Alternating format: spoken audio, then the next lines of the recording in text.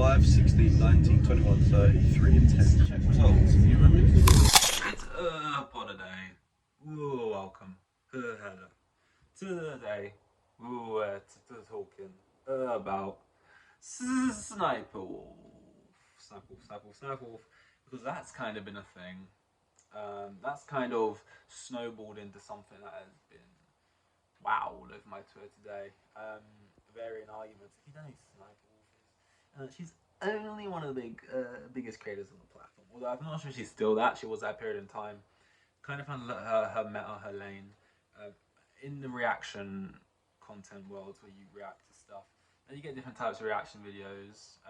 They can be done in different types of ways. These ones are sort of, I watched this compilation of funny TikToks and just the person's reactions to it. And effectively, some would look at that and say, that's just shit content. Some people look at that and say, I enjoy that content.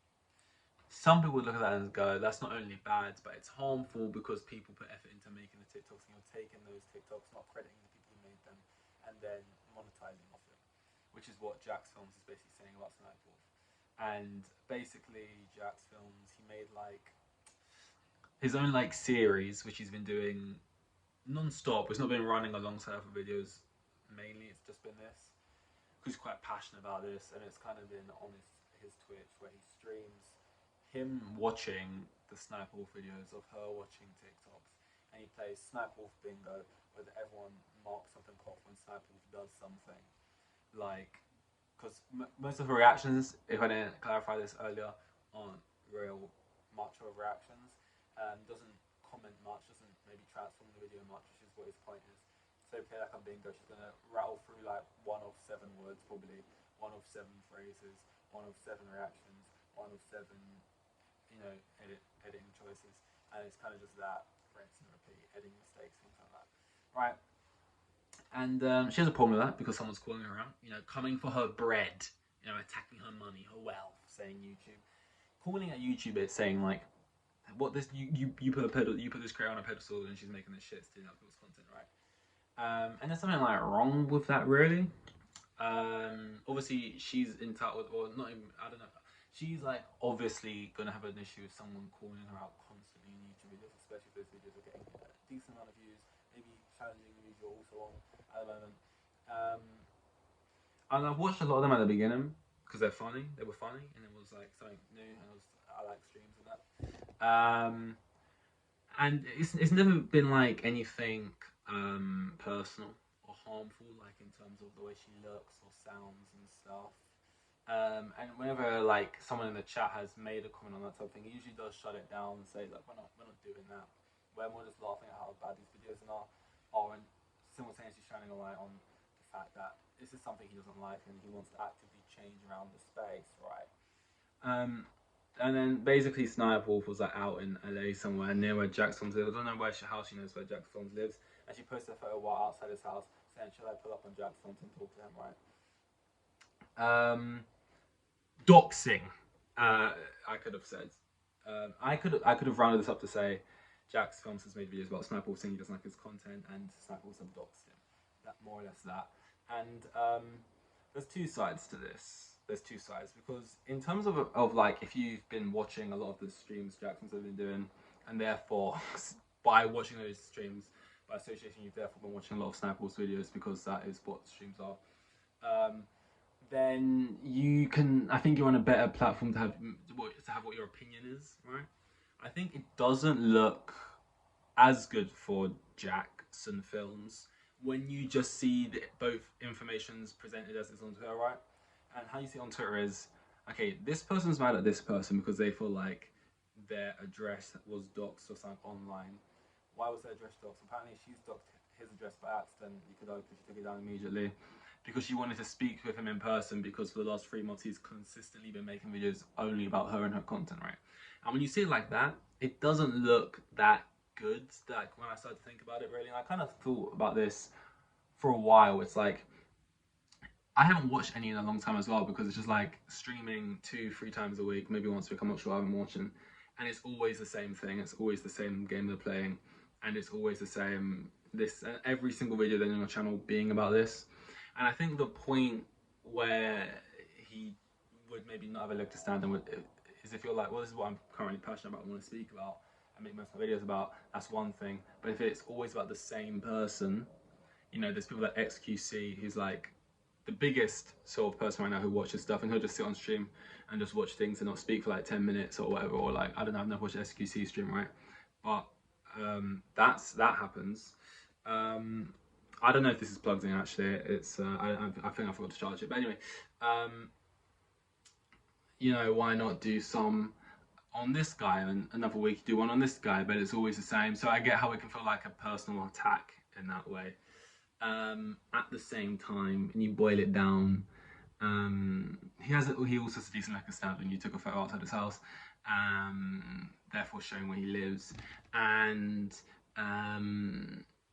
he has only ever been saying he doesn't think your video is very good, which is just his opinion, and not only that they're not good, but that they're doing something, pulling the other way by being, you know, harmful by taking other people's stuff. And not crediting them and things like that. And ultimately, although he's making every single video about you and it's been like this for like 3 months, he would stop if you just started crediting people in the description probably, or up on screen, or whatever. He would probably stop and move on and feel like, yay, we won this small YouTuber I was fighting. I feel like I came out and achieved what I wanted to achieve. If she had changed that, it would just stop, basically. Yeah, I think, yeah, it's tricky because you can see both sides of it. I think on the front page of it, it doesn't look great for like Jackson's, just the way how like it just like the fact that like if you're just opening this book and you haven't heard about anything that's going on, just reading the story for the first time, and you just see the evidence presented to you, right? And it's just, you scroll through his channel, it's just like, this is about Sssniperwolf, and it's just like Sssniperwolf, this and that. It does look obsessive. And maybe less funny as it was at the beginning because it's like, it's not new anymore. But I think if you actually read through the whole book and you learn all the actual different points, you're like, yeah, okay, it's fair enough. And like, he's like, because I saw some people's take on it, which was like, he literally makes videos about someone online for 3 months, and then she wants to talk in person, and now he's playing the victim, right? Some people saying that. Other people saying, you know, he's saying your videos are bad, you dox him, basically boiling it down to that. And it's like, this really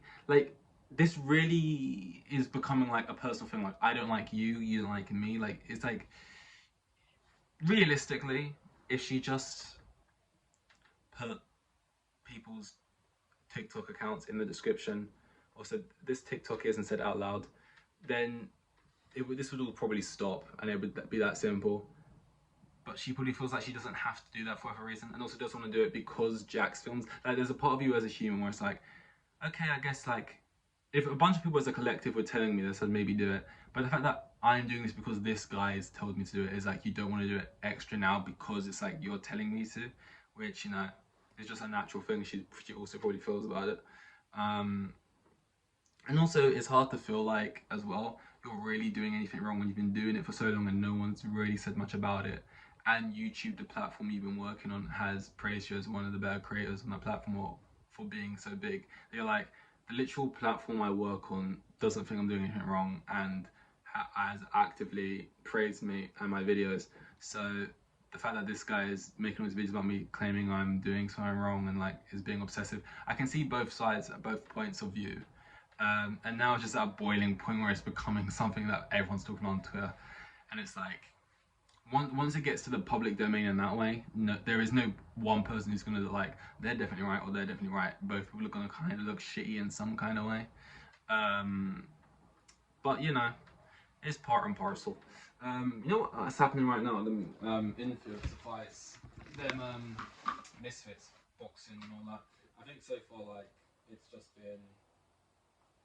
I mean, I'll talk about that a little bit more, maybe in tomorrow. It's happening right now. Who's this looking a little bit sweaty in the corner? Walid?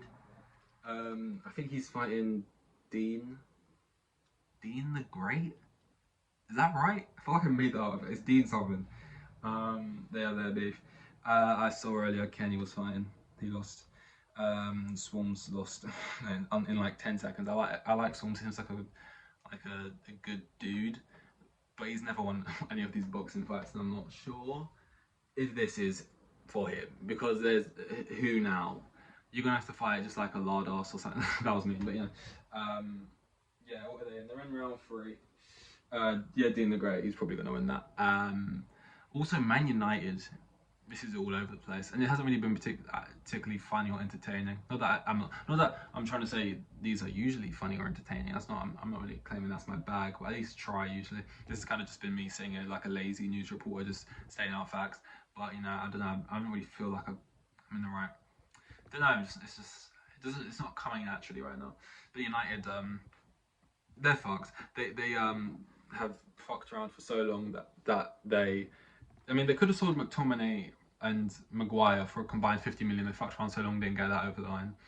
Now they messed around at the club so much that Saudis pulled out, or maybe they already agreed a deal with Ratcliffe. Which, I mean, getting a guy called Ratcliffe just sounds like, you know, when you read like kids' books and the last name of characters has something to do with like their professional, like their sort of, you know, character, right?